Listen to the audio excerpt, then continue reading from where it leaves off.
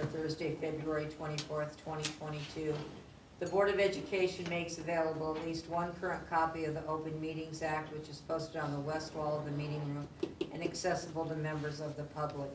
Do I have a motion to approve the agenda? I move that the Board of Education, District Number 15, approve the agenda as presented. Second, please. Second. Your votes, please. All those in favor say aye. Aye. Motion carries. The first thing on the agenda is Mrs. Timmerman talking about preschool family engagement activities. I'm just pulling this right here. Jackie asked me to share a little bit about what we do at the preschool for parent interaction. Part of the thing that we do at the preschool are required by state because we are a state-funded preschool, and others are things that we just choose to do. We do have a family advisory committee, which is kind of like PTO, but not, because we are in a collaboration with Head Start. So we can't do some of the fundraisers and things that the public elementaries can do. We also have a seesaw, which is communication back and forth to parents. A Facebook page, which we get a lot of hits from, and a lot of people comment on that. And we started a TikTok channel because at the parent advisory, they asked us to do that to try to get more parents. That TikTok's been kind of fun. We had one actually go viral, which means lots of people watched it. So that was fun. But the purpose of the parent interaction is to really bridge that first step into school with parents. So they see school as an exciting, a positive place for them to go, and they know that we want them there. So we start out in August doing home visits, 2 homes, and then we have sneak peeks. So we go out to the home, and then parents come to the school, all in August. In September, we do the tailgate, where we go out to the high school and participate in hot dogs and games, and we partnered with the bank for, they gave footballs, and we tried to get some partners in all of our events. October, we have parent-teacher conferences. November, we have Pit Crew, which is parents in the classroom, so we do an activity that we invite parents into our classrooms. In December, we have Breakfast with Santa. This was our 5th year.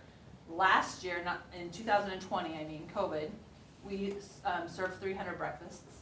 This December, we served 411 breakfasts, so it keeps continuing to grow. January, we do home visits. February, we do parent-teacher conferences, and was that last night? Tuesday night, we did Taco Tuesday for 2-2-2-2-2. We served over 200 people, which we thought was very good for that cold night and a new event.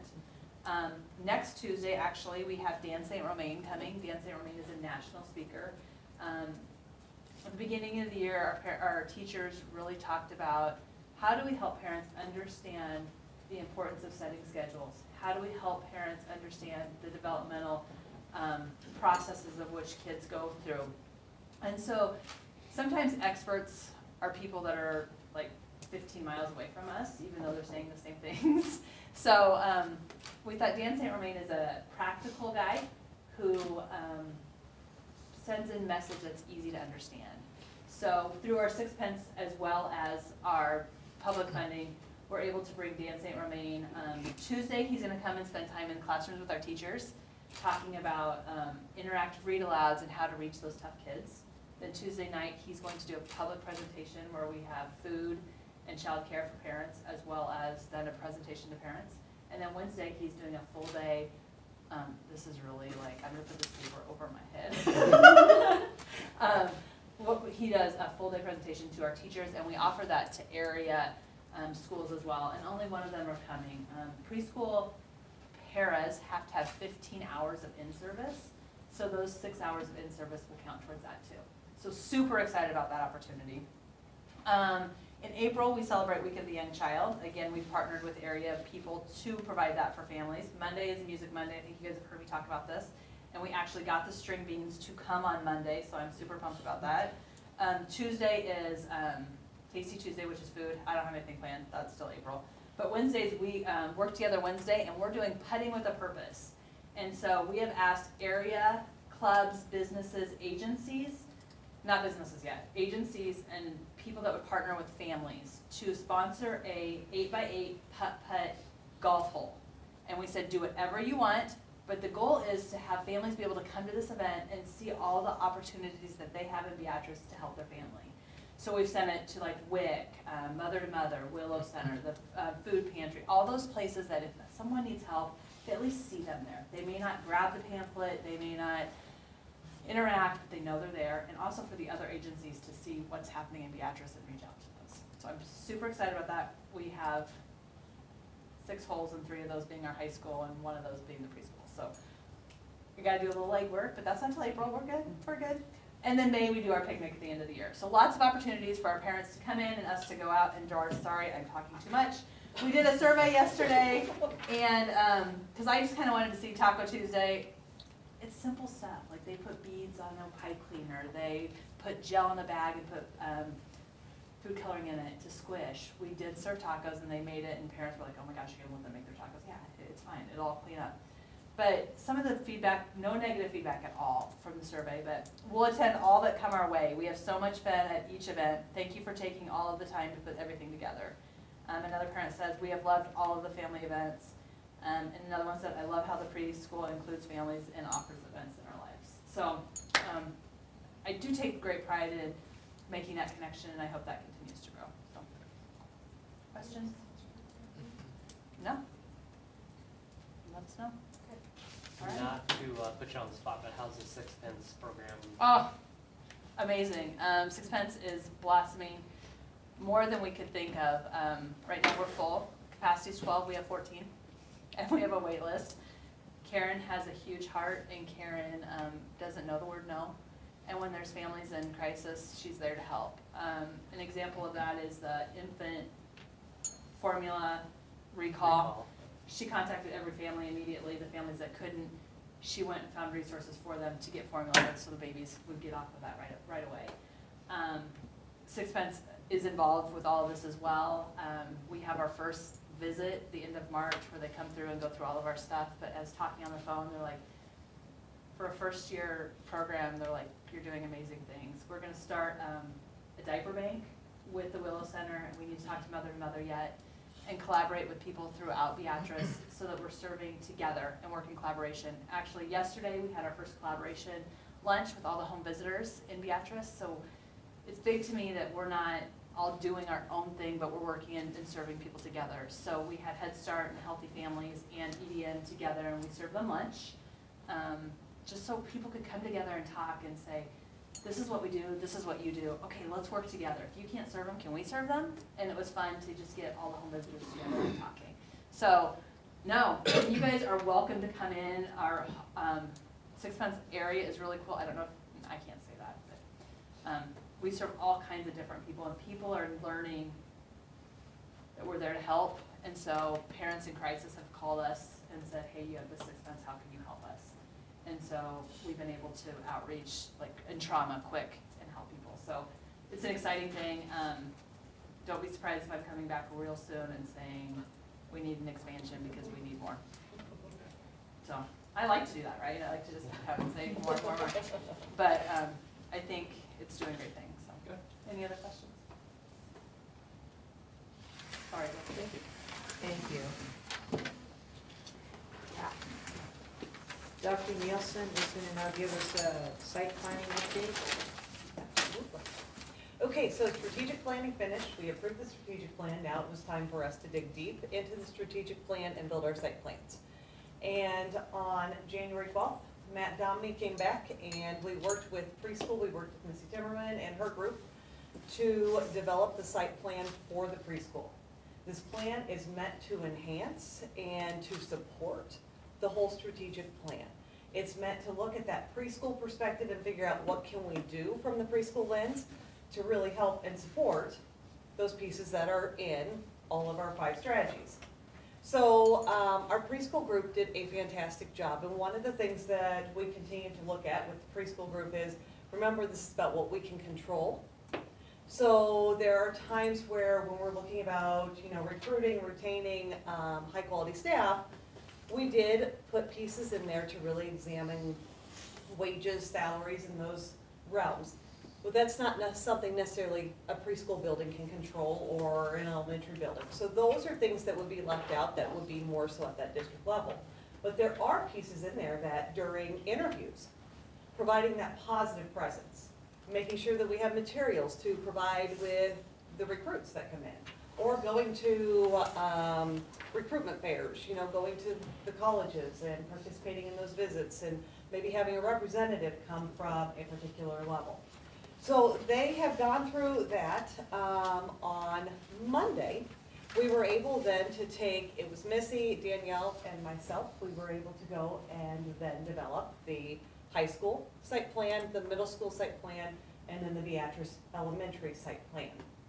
So it was nice to work with all of the groups to start on that process, because our goal is to have those ready to go August 2022. We want to make sure that all of the pieces in there, we've got the staff feedback. Now we're going to take it and look at it, administrative and the school improvement team come together and look at it more with a smaller group, and again, go through what is it that the high school can control and what can't they control. If they can't control it, we don't want it in their site plan, because they won't be able to attain that goal. So those are the pieces that we're looking at right now, is really diving deep into where we are with the site plans, just to make sure that they are ready to go for August 2022. My goal is to have them ready to go so that in April and May, I can have the building level administrators come and talk about what their site plan entails and some of the key highlights that they will be looking at developing to enhance our strategic plan and to support our strategic plan. So that is where we currently are, and where we currently are moving. But I just want to give you a quick update to say we have not forgotten about those things. We are continuing, and this is how we're continuing to move forward. So any questions about that?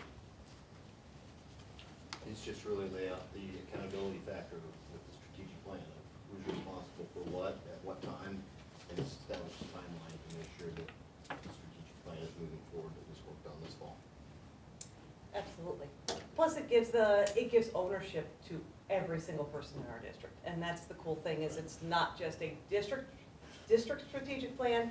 The sites are also supporting the efforts as well. So I'm really excited about this, and Matt Dominy has done a fabulous job, and we are thankful that he was a great resource, a close resource to bring in.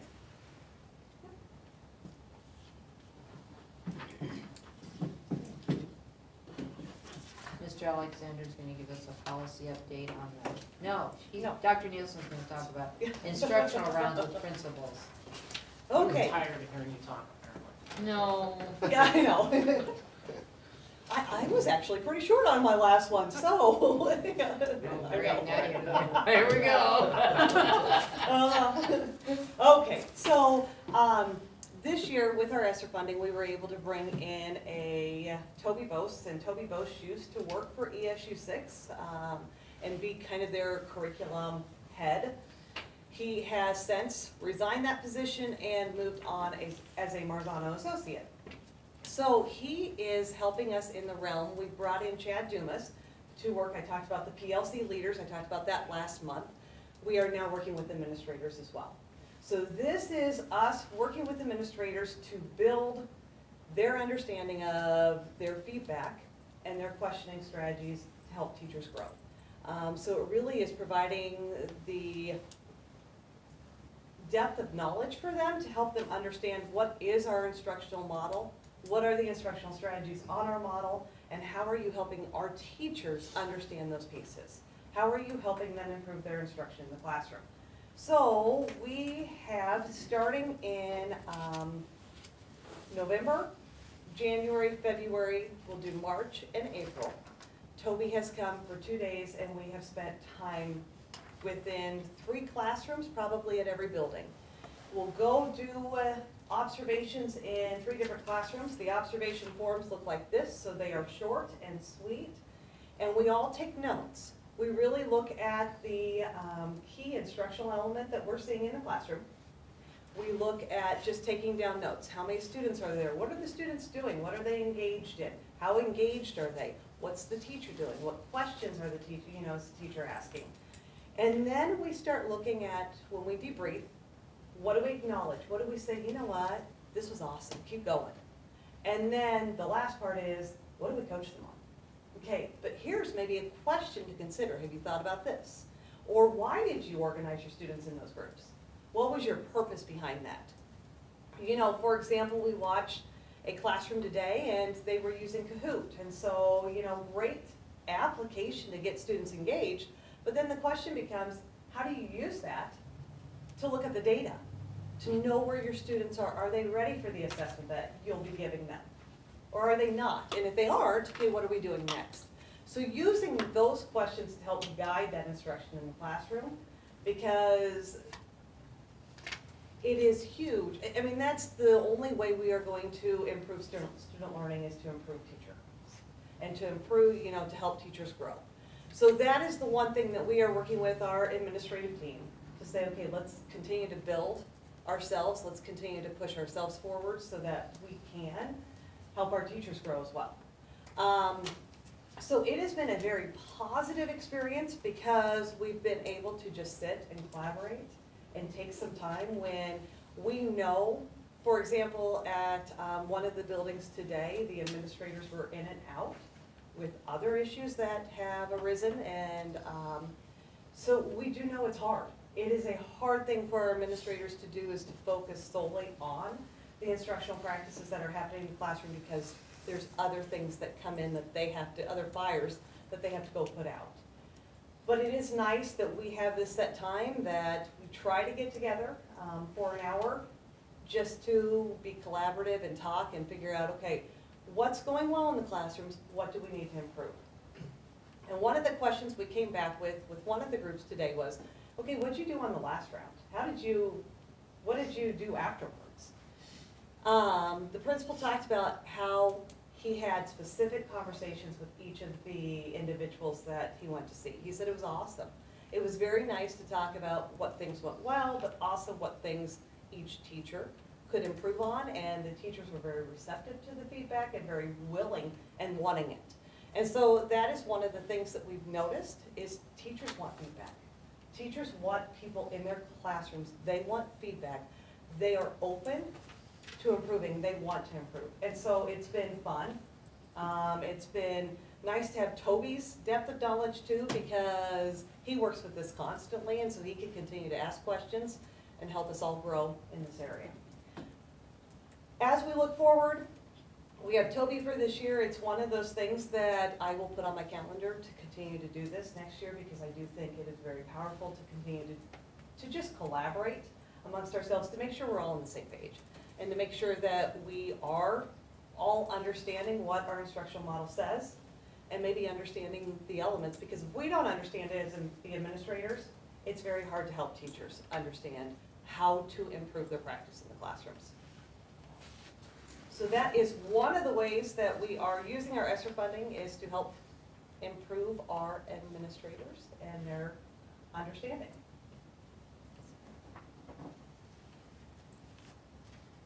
Any questions? Okay. Thank you. Thank you. Now, Mr. Alexander's going to ask the policy update on the 5000 series. Okay, in front of you is a stack of, a large stack of papers that reflects the official review of the 5,000 policies from our stance, and now we pass them on to you to have the privilege of going through and reading and making sure that you are, all of your questions or anything like that that you may have can be clarified. So in doing this, as you can recall, we talked a lot about the graduation requirements and communications requirements. That's now reflected in there. But what we've tried to do is break it down for you in a digestible process, to where we've identified the changes that have taken place. And again, that could reflect anything from as simple as a numerical change in the policy to fit within the table of contents better, or the combination of a former Beatrice policy into the recommended Perry policy, lawyer policy, to make it reflect our local flavor more, or it could be a new policy that wasn't in the previous policy manual. So those are primarily many of the types of things that we tried to update. And I'm just gonna go through the highlighted sections. On your stacks of paper, there may be yellow paper that has no indication whatsoever. There was just yellow paper in the copy machine when we went to make a copy. So that means nothing. On the table of contents, if it's highlighted in yellow, those are actually policies that did change either in number or some of the other ways that I mentioned. So you should have an outline in front of you that just kind of breaks it down, the changes that we did make. So I'm just gonna whip through those real quick and then leave it open for questions at the end. Policy 5007 deals with foreign exchange students, and in consultation with Mr. Suter, we decided to move that from 2 foreign exchange students to 4 per year would be allowed into the district, so that was a change. Policy 5102 talked about alternative education due to expulsion, and basically the guidelines that are outlined in there applied, it seemed like they applied more to high school, 9 through 12, but actually those rules apply to all students, K-12. So we put a statement in there that just makes it clear that those expulsion requirements are for all students K-8 as well as 9-12. Policy 5103.1, that's just a change in numerical notation to make it fit into the appropriate place in the table of contents. 5201 incorporated the Perry policy into the BPS policy for promotion and retention. In other words, what we did is we took the Perry policy would have just been a very short paragraph that talked about retention, promotion and retention.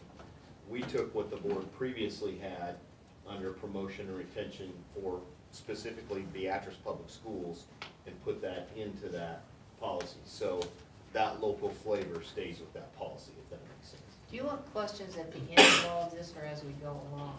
We can do it either way. Well, it's up to you. Let's go through the end. All right, okay, that's fine. Policy 5204, this was the appropriate grade level identification for grading.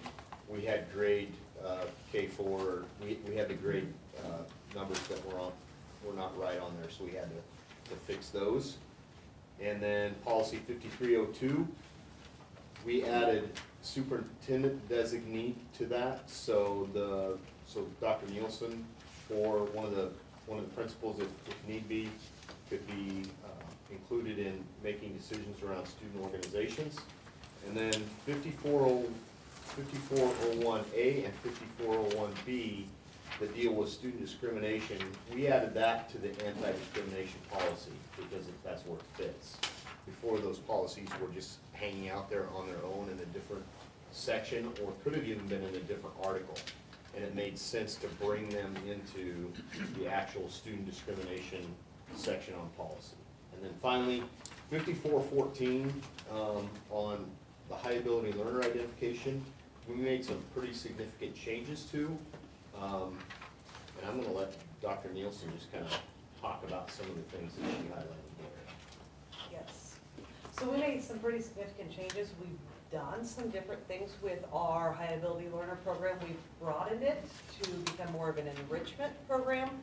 So rather than just being focused on kids that are 93rd to the 99th percentile, we've broadened it to look at the 85th too, just to try to provide more opportunities for students. And so, because our focus is what's good for one is good for all. So, you know, it's one of those things, if I could do it for every child, I would have them all be on the enrichment program, but I know that I can't according to, because that is part of the state funding that we receive, and so we do have that piece. So that talks about where we are in, where we are with assessment and identification with our enrichment children. We're in that. Yes. And so basically at the state level with the high ability learner, the requirements are that you have a policy that outlines your Yes. identification process and the factors of high ability learners. So that's what that policy is designed to do, is to outline that and meet the statutory requirements for it. So. Questions? Can you tell me what number of students this year are identified? Are we doing the 90th this year? No, We're doing 85th this year. And how many kids participate in this program this year? we probably have 250 overall, and that'd be 4th through 12th. And we do different things at each level. I will tell you, I know 9th through 12th is very difficult to do programs, to offer things, just because finding days to offer pieces for high school students who are, most of the students are involved in everything else. So we focus more on what classes are they taking and pushing them that way. 6 through 8, they are doing a lot with robotics, and they've done stuff with media. They are heading to, our 5th and 6th graders are heading to the symphony next week. So they are going there. And then we will look at continuing to see what other opportunities we can bring in. What?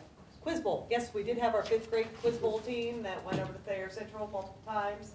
So yes, thank you. 6th grade team, I think, has 7th and 8th, yeah. So they like the quiz bowls, and our kids have fun doing it. So it's just another opportunity to promote. I'm just interested in how much drug screening are we actually doing? How many students are tested? If we're gonna have a policy, I'm just curious, and what's it cost the district? It fluctuates from month to month on how many we test. And the cost of the district is it's about $30 per test. So, and we have complete flexibility over that if we want to increase it. Obviously, with that, you increase costs when you do that, but your policy can basically reflect however many tests you feel like you want to budget for a year. But they run about $30 a test, and then it's random, so it changes from. So I mean, how often and how many do we do a year? We do somewhere around the neighborhood of about 150 to 200 a year. Any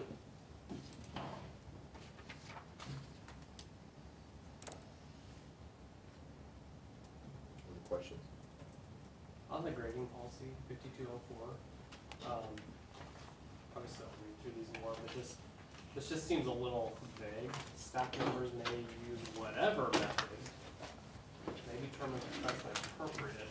Does that give too much leeway, too much ambiguity within each grade level building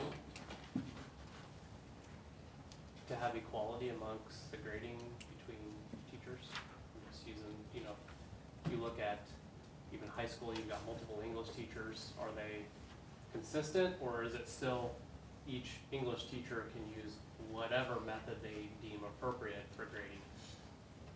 I think that's why they meet in PLCs, isn't it? Because then one of the things I will say that over the years that's improved is they use the same language when they grade papers. I mean, it used to be like, I'd have a tool, Lisa'd have a tool, John would have a tool, and the language be all different, so students didn't know. When they came to John, they'd learn all that, but I don't know, that's obviously a Jackie question, but.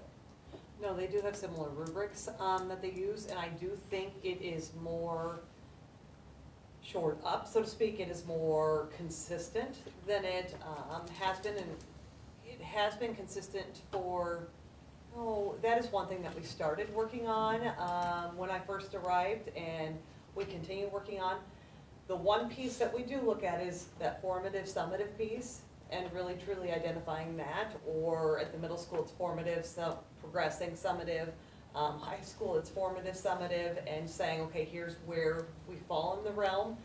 But I do think you still leave pieces open as to choice, and I do think that that's the part that leaves open too, is student choice, because I may offer a project at the end of this novel, or end of this informational text series, that you might be able to do, rather than just a paper or a test, you might be able to do a presentation, you might be able to do an advertisement or some other way to get the message across. So we do have it, and maybe we need to, But it does say they have to be able to defend whatever method Right. chosen. Yes. Right. So, It is, yeah. But I will tell you, as we continue to move down the curriculum pathway and continue to work with that, we continue to have those questions as to what are we grading, why are we grading it, you know.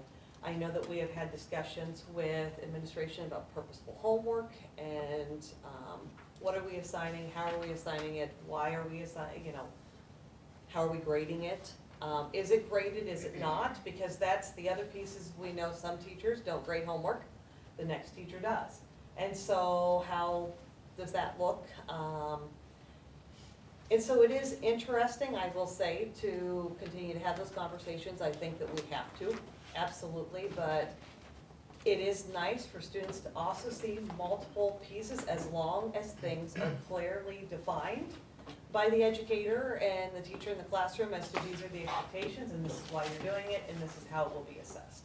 So those are the key expectations that we will continue to have. Extra credit, we like to keep extra credit out because extra credit truly does not show your understanding of the content knowledge. And so those are the things that when we look at grading, we want it based upon the content knowledge. We want it based upon those skills that you are focusing on within the area rather than just other things that may influence. and I think teachers are also cognizant of doing things in the classroom. So it's the child that's doing the work, not the parent doing the work, and/or project-based are particularly susceptible to buying a lot of cool stuff to put on the poster, you know, all of that business. And I always found that interesting. I mean, years ago, they were stopping that. They weren't letting that go on because the parent was doing a great job, but I not so think much. I think it's a valid question, Eric, and I think from the standpoint of, Yeah. it seems very, very vague. And it's probably a little bit designed that way to not paint any particular subject matter or teacher or teaching style into a corner, but in the same sense allow for flexibility. I do think on the basis of how our PLCs are set up and work that's done on a regular basis, there's a specific level of formative evaluation, and as Jackie said, summative evaluation that's worked into that creates that grading, somewhat, that grading consistency across the board, so. It's a And good our question.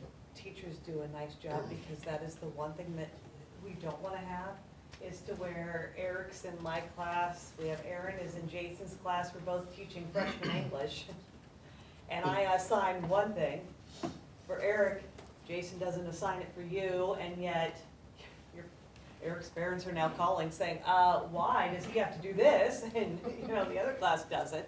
And so it is nice to have those consistency pieces across the board, and those are things that we try to make sure that we use that PLC time, we use that curriculum time to really develop those and make sure that we're on the same page. I had a question on the random drug testing policy for extracurricular activities. What is that characterized as? Is that just athletes or like if you're out for Everything. for everything? Speech. So do they test for like steroids also in those tests? Yep. Typically, those tests are run, and again, it's very interesting. The testing process it's based on a panel of tests that you can select as a school, and that could be as in-depth as you want it to be, including anything from narcotics to tobacco. So there's a whole schedule, a panel of testings that you can select, and so. So the more, then it's gonna be more in cost for the lab. Right. But we do a complete panel test, so that's everything that's available. And so it could be anything from, like you said, steroids to tobacco use. There are even drug tests that include alcohol tests, and within a certain period of alcohol consumption would show up on the test tubes.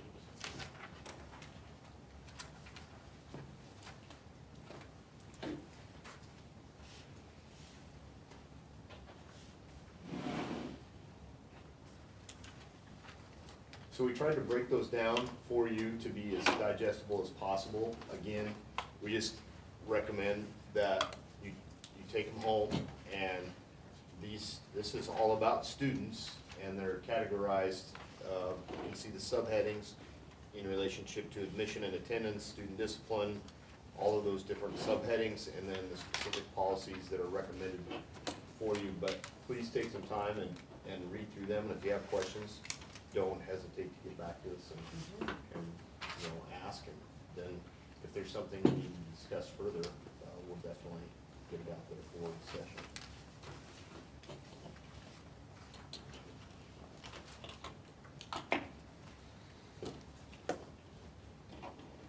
The last policy section we have to review, and then we'll be completely full through, are the 4,000s that deal with personnel. So we have started that process of going through those, and hopefully our goal will be in either March or April to have those to you in this format, to be able to start going through and spend time reviewing, and then if there's questions there, you can bring those back as well. And then what's the cadence as far as, board review? Obviously, this has been a huge review, and then after that, is it every year we still have to at least sign off that we have reviewed all policies, or is it every other year, or is there any range of that? I'm just curious. Yeah, good question, and the answer to it is there's really no guidance as to how you review it. Typically, what happens at the end of the legislative session. Yeah, any updates that come from changes within statutory requirements of the legislature will be presented to us through the law firm, and then we'll bring those policies to you either in July or August for approval, or discussion, or however we need to, and make those changes at that pace. But in terms of actually having to review all of them again like we have, we wouldn't necessarily have to do that as long as we stay up to date as they come across. There's just no statutory requirement to say on a yearly basis, annual basis, the Board of Education has to review every, or at least sign off that they review. Correct. The only ones are student fees, those that require a hearing. So like the student fee hearing that we have, and we have typically those come in July or August. I'm curious why we went from 2 to 4 exchange students, and how many exchange students do we have this year? I'm not sure exactly how many we have this year. I just That's haven't what I heard a thought lot zero this about year. exchange students, that's why I was curious Last year we had one. Last year we had one. why we went from 2 to 4. The year before we had, no, last year we didn't have it. And intrigued that we want to make sure they're all from a different country. We had one of ours go last year. Yeah, we did. Right. In talking with Mr. Suter, I think what he did is reach out to a lot of the other area schools and see what they do, so I think that was a factor. And then I think just the difference in culture and diversity that they bring, and our world has maybe changed a little bit or opened up a little to that concept, so. I just haven't heard as much about it as you used to. There used to seem to be more.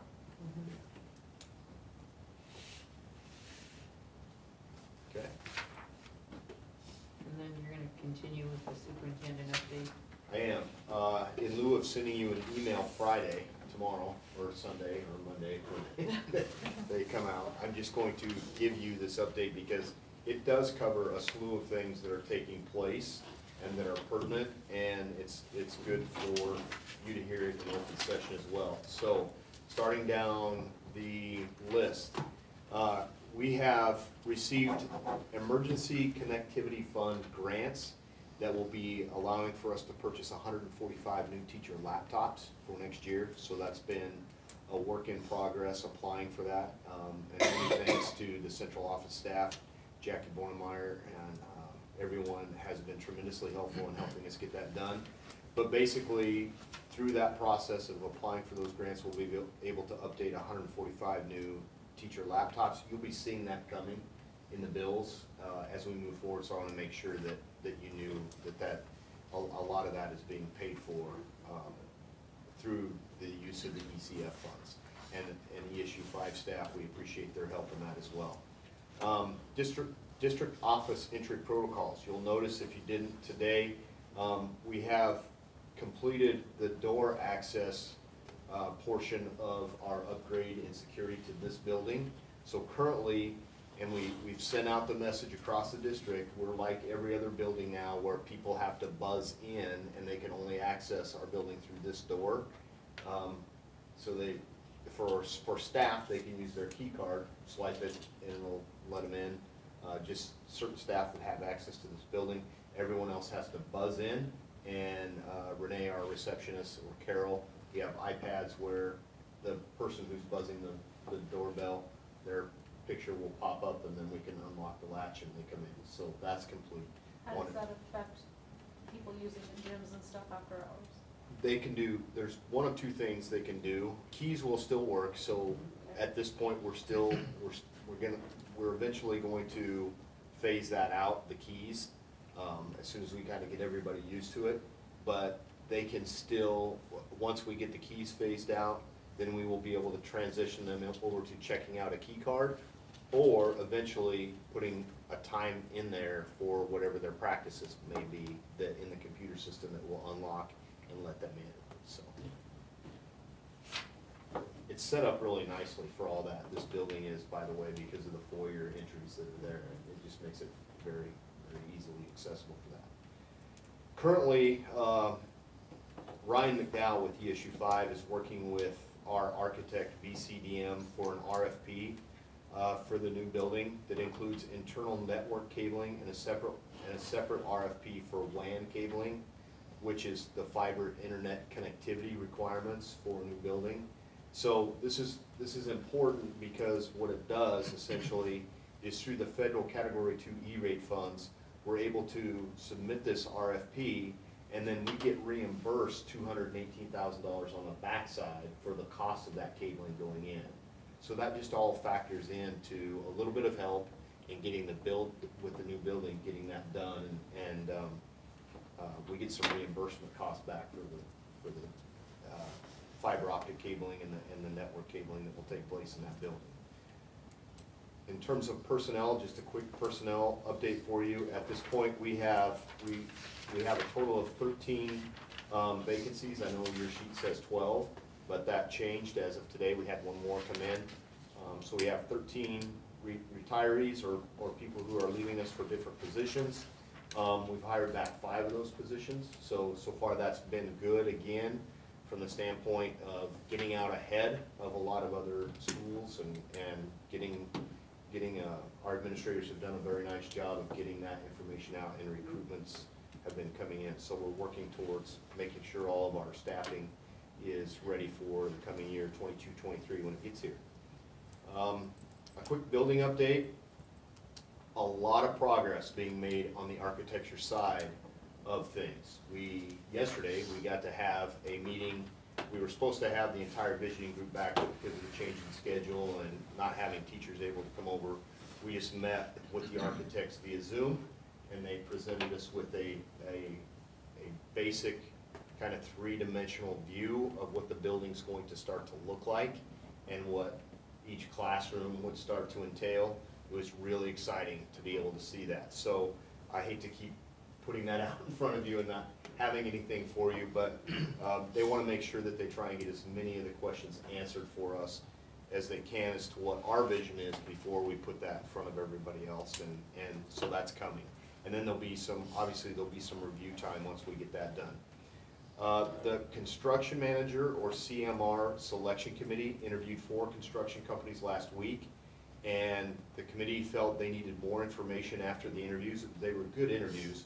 We just felt like we needed some more information, and so our legal counsel is going out and collecting that information, then to bring back to the selection committee to finalize that construction manager selection. So that's kind of where we're at in that process. They were all very good interviews, but just felt like we needed some more information. So hopefully that will be coming next week, and we can get that buttoned up before too far into next week, but we'll have to just wait and see how schedules pan out. And finally, then, a financial meeting has been scheduled for the financial proposal to be discussed the week of March 14th. So this will be our first attempt at locking in a bank to help us with the funding proposal. And we have that tentatively scheduled for March 14th as we move forward. So that's kind of where we're at in that process. A lot of good progress, a lot of exciting things, but that's just kind of a 1,000-foot view. I have a legislative update for you there. I'm just gonna briefly talk about these bills. LB 888 is introduced by Senator Day. It would redefine multicultural education. Currently, we think of multicultural education as including history related to African Americans, Hispanic Americans, Native Americans, and Asian Americans. This bill rewrites it to include studies related to the Holocaust and other acts of genocide that have happened in history. So that's what this bill is all about. It's coming forward to be discussed here shortly. I'm not sure the exact date that it will be talked about. 1112 is introduced by Senator McKinney and would adopt the Computer Science Technology Act and provide graduation requirements related to technology usage at middle school and high school level. It's, in my opinion, it's not in discussion at the Stance Committee meeting today. It's not anything that we're not already doing. Whether or not it needs to be in the form of statutory requirements is questionable, but we'll wait and see how that. Wouldn't that require that would require another course that our kids would have to take at the high school for graduation? Right. So it'd be a 5-credit course, it'd be a semester course that they would have to take Yeah. in computer science. And there's also a middle school component in there as well. So, you know, it could be argued that it will require us to make some changes. It can be argued that it's another example of an unfunded mandate that comes our way from the unicameral, so that's a little bit frustrating from the standpoint of, you know, schools and curriculum and things that we already provide, and how does that change it? And then what does it require us to do that might be in the form of an unfunded mandate? But, so we're working through that. We'll see how that comes out, and Stance is obviously involved in part of in those discussions as well. And then finally, LB 1158 changes provisions relating to parental involvement in the access to learning materials in schools and provides for withholding of funding from school districts if they don't follow certain requirements of allowing parental access to learning materials, which is typically has not been an issue, but I think on the basis of everything that's transpired over the course of the last year, this is just a bill that has been introduced to change those provisions a little bit, and then make the teeth a little, the bite a little greater, so to speak, in terms of any schools that might think about withholding any information from parental request, which wouldn't make sense because you wouldn't want to do that anyway. So those are 3 bills that are left. The session is winding down quickly. Next Tuesday is the last day for hearings to be held, and so, as you know, we will be there on testifying in opposition to LB 1143 in the Education Committee, and then after that, that's it. It's actually the last hearing of the session in the Education Committee, and Tuesday's the last day for all hearings to be held. So then we just have to be on the watch out for any cleanup bills that may come along that have attachments to, and bills that senators attach to other bills to try and get through before the end of the session. But given the current situation in the unicameral, it was conveyed to us that it doesn't look like there will be a whole lot of things taking place just because of some things that have happened on the recent week that you're probably aware of. So I'll just leave it at that. But there'll be plenty of other discussion taking place. State aid was certified this week. It's not good news for us, which we expected it wouldn't be. In 2021-22, our state aid was $6,023,980. Next year, it will be $5,449,448. So that's a decrease of $574,532. And 2 key factors: 1, valuations, and which went up 4.15%. Been telling you, you guys know the song and dance, when valuations go up, state aid goes down, and our property taxpayers bear the burden of it. And so that's one of the reasons why we proposed 890 and 891 this year, and it didn't go anywhere. So the other one is student enrollment. We have a slight dip in student enrollment, and so those two factors combined to account to a loss of basically $500,000, just to take over $500,000. So we'll deal with that and plan for it, and hope that valuations go up again. Conference update, just a brief conference update for you. The middle school band students did go yesterday to the conference, the band activity held for middle school. It was, talked to Mr. Thompson tonight, and the middle school students had a great time. And it was that's an example of something that being in this conference has allowed us to do, is expand opportunities like that to our middle school students, and I think they had an awesome day. He said it was terrific to get kids out, and they really enjoyed the opportunity to interact with students from other schools. So kudos to you on that decision in making the move to the Trailblazer Conference. I think it has paid dividends. We have middle school students participating in Quiz Bowl. We have them participating in band. We have a stronger activity schedule all the way across the board.